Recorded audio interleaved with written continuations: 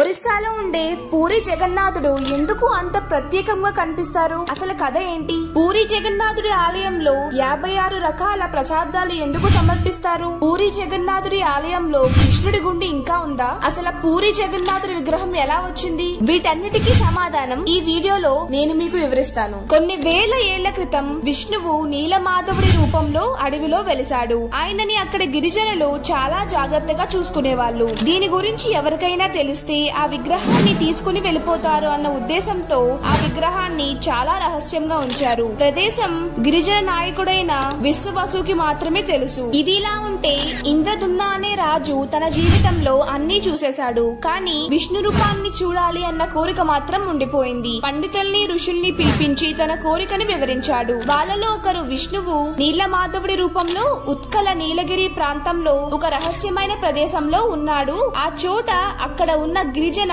నాయకుడికి తప్ప ఇంకెవరికి తెలియదు అని చెప్తాడు. ఉత్కల్నే ప్రస్తుతం ఇప్పుడు ఒడిస్సా అని పిలుస్తున్నాం. రాజు ఇది నిజమో కాదో అని తెలుసుకోవడానికి విద్యాపతి అనే పురోహితుణ్ణి ఆ ప్రదేశానికి పంపుతాడు. విద్యాపతి కొంతకాలం ఆ గిరిజనులతో బతుకుతాడు. పార్ట్ 2 కావాలి అంటే పార్ట్ 2 అని కామెంట్ చేసి సబ్స్క్రైబ్ చేసుకోండి.